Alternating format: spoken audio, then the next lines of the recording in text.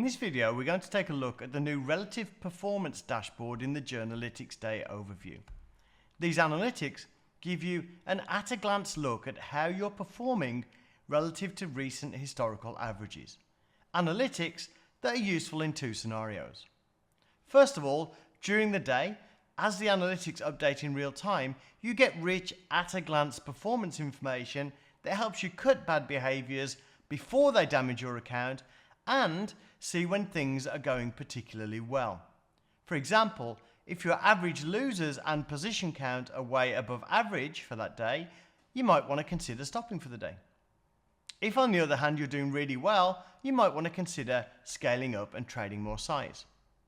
The other time these stats are really useful is at your end of day review, making it faster, more accurate and more fun, telling you if each day was particularly good, bad or simply consistent with prior performance. Above average results should be investigated so you understand why you did well that day. Was it particular market conditions? Were you particularly focused? Did you simply behave better that day? Often, something as simple as different market conditions will boost your performance. Understand that, recognize it next time, and you will be able to capitalize on it. We can examine the dashboard for all accounts, so we can just select one account to examine. So let's just select one account. On the top left here, we have profit and loss. We can see the open profit and loss, close profit and loss, and total for the day, which is the sum of the two. We can see the average day's profit for comparison, and we also have this week's total and the average week, so that we can compare on a daily and weekly basis. Then we have trade frequency, number of positions, and again we can see the open, closed, and total for the day, average amount of positions in a day, and weekly information below that. And this is great for identifying periods of overtrading.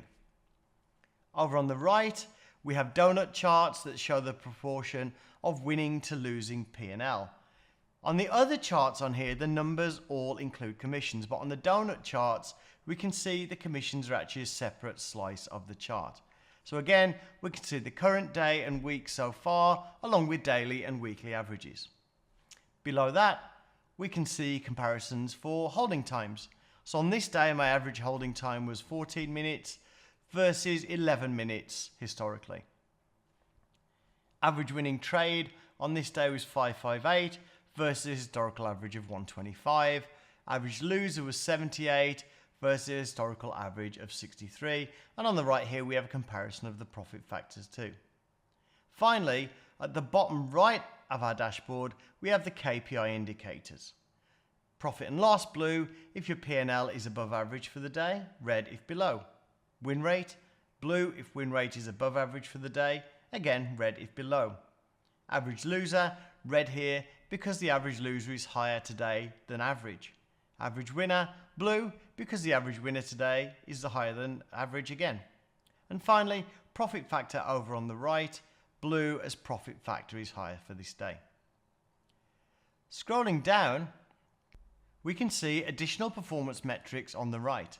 The running P&L here, as well as the swings in open P&L we took to achieve those profits. Very telling, for instance, if you're letting positions run offside before closing at a small gain, or failing to capture moves by seeing positions run your way but letting them come back and close at a small profit.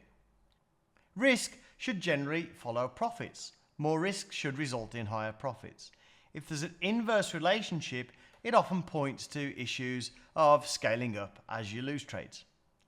And then your trade list is the final part of the puzzle. Whether you enter notes for your trades or not, you can see in this case the day started trying to capitalize on moves with small size and then scaling in as positions ran our way. As mentioned, these statistics do update in real time, so let's see that in action. We have a single position on the NASDAQ right now, so let's close that position out.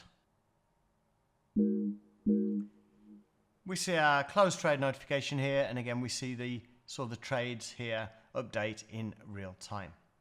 Reviewing your day has always been something most traders dread, but with Jigsaw Relative Performance Dashboard, we've done all the work to make it 100% clear where you performed well and where you didn't, cutting down review times drastically and making the reviews much more accurate and much more fun. Thanks for watching.